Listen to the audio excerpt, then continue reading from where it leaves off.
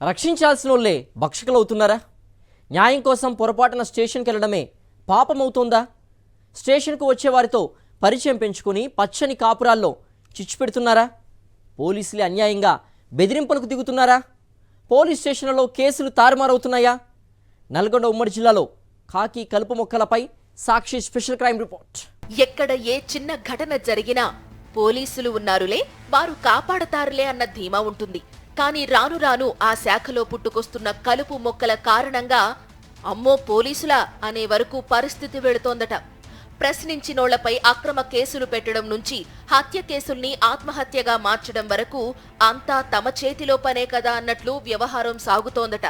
ఆఖరికి స్టేషన్కు కుటుంబ వ్యక్తిగత విషయాల్లో ఫిర్యాదు చేయడానికి వెళ్లే మహిళలతో సాన్నిహిత్యం పెట్టుకుని వేధింపులు, వివాహేతర సంబంధాలు పెట్టుకునే వరకు సంసారాల్లో చిచ్చు పెడుతూ కీచకులుగా మారి పోలీసు శాఖపై మాయని మచ్చను మిగులుస్తున్నాయట. నల్లగొండ జిల్లాలో వరుసగా ఒకటి తర్వాత మరొకటిగా వెలుగులోకి వస్తున్న ఘటనలు సంచలనంగా మారాయి. నల్లగొండ 2 టౌన్ సిఐగా పనిచేస్తోన్న డానియల్ ఓ మహిళతో ఏకంగా వివాహేతర సంబంధం పెట్టుకున్నారంటూ ఆమె భర్త సంచలన ఆరోపణలు చేశాడు. జిల్లా ఎస్పీకి సైతం ఫిర్యాదు చేశాడు. నల్లగొండ శ్రీరామ్ నగర్ కు చెందిన ప్రశాంత్ రెడ్డి క్లాక్ టవర్ సమీపంలో మొబైల్ షాప్ నిర్వహిస్తూ జీవనం సాగిస్తున్నారు.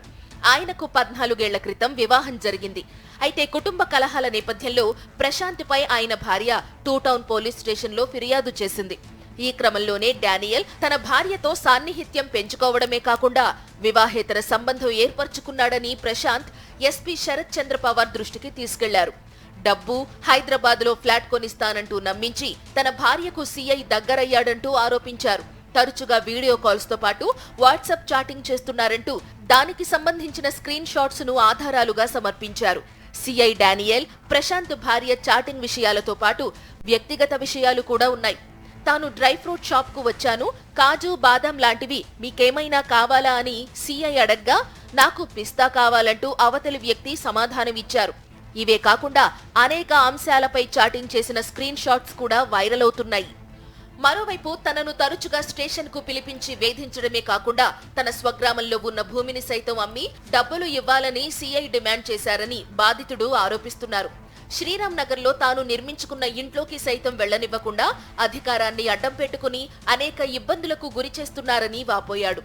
తనకు ఏం జరిగినా సీఐతో పాటు తన భార్యదే బాధ్యత అని బాధితుడు అంటున్నారు. మరోవైపు ఈ వ్యవహారం 20 రోజులుగా సాగుతోందని, పలువురు సెటిల్ చేసేందుకు కూడా మధ్యవర్తిత్వం తీసుకున్నట్లు నల్లగొండలో కోడై కూస్తోంది. విషయం బయటకు రాకుండా చూడాలని చేసిన ప్రయత్నాలన్నీ విఫలమయ్యాయి.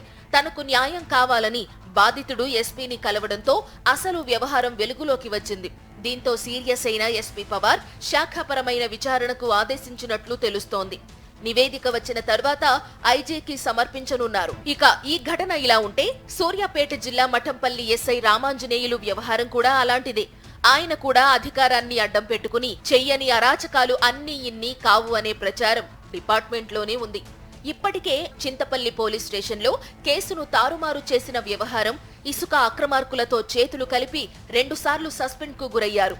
అయినా తీరు మార్చుకోకుండా ఓ ఎన్ఆర్ఐ కారును వ్యక్తిగత అవసరాలకు వాడుకోవడమే కాకుండా తిరిగి ఇవ్వకుండా వేధింపులకు గురి చేయడం, పీడీఎస్, పశు అక్రమ రవాణా ముఠాలతో సెటిల్ చేసే సమయంలో 17 ఎద్దులు, ఆవులు చనిపోవడానికి కారణమైన వ్యక్తిగా ఆయనపై అనేక ఆరోపణలు ఉన్నాయి. ఈ క్రమంలోనే 3వ సస్పెండ్ అయ్యారు. శాలి గౌరారం ఎస్ఐగా పనిచేస్తున్న సమయంలో ఎస్ఐ ప్రవీణ్ తనను వేధించాడంటూ ఓ మహిళ ఆరోపణలకు దిగడంతో ఆయన కూడా వీఆర్ కు అటాచ్ అయ్యారు.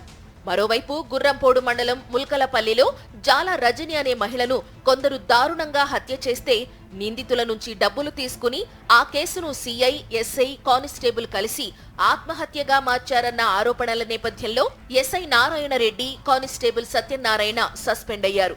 అయితే హత్య కేసు సీఐ అనుమతితో నమోదు చేయాలి. కానీ ఈ కేసులో తనపై వేటు పడకుండా చాలా జాగ్రత్తగా చార్జ్ మెమో మాత్రమే ఇచ్చేలా ఆ సీఐ తనకున్న రాజకీయ పలుకుబడితో మేనేజ్ చేసుకున్నారనే ఆరోపణలు ఉన్నాయి. పీడీఎస్ రైస్ దందా నేపథ్యంలో మిర్యాలగూడలో మరో సీఐ సుధాకర్ పై వేటు పడింది. వీటితో పాటు దామరచెర్ల వైటీపీఎస్ లో కోట్లాది రూపాయల ఇనుప, విలువైన వస్తువుల చోరీ వ్యవహారంలో ఓ అధికారి పేరు బయటకు వచ్చినా ఆయన సేఫ్ గా బయటపడ్డారు. ఇక మరికొన్ని చోట్ల నమోదవుతున్న కేసుల్లో నిందితులు దొరకడమే లేదు. నల్లగొండ మండలం చందనపల్లిలో డబ్బులు ఉడకబెడితే డబ్బులవుతాయన్న కేసులో పరారైన 4వ నిందితుడు షేక్ ఆఫ్తాబ్ ఆయన తీసుకెళ్లాడని చెప్పిన 9 లక్షలు ఏమయ్యాయో ఇంతవరకు తెలియకపోవడం అనేక విమర్శలు, ఆరోపణలకు కారణమవుతోంది. ఇవే కాకుండా నల్లగొండ ఉమ్మడి జిల్లాలో ఇటీవలి కాలంలో ఇసుక, పీడీఎస్ అక్రమ దందాలతో సంబంధం ఉన్నాయన్న ఆరోపణల నేపథ్యంలో ఉన్నతాధికారులు 20 మంది వరకు ఎస్ఐలను వీఆర్ బదిలీ చేశారు. 15 మంది కానిస్టేబుల్స్ పై వేటేశారు.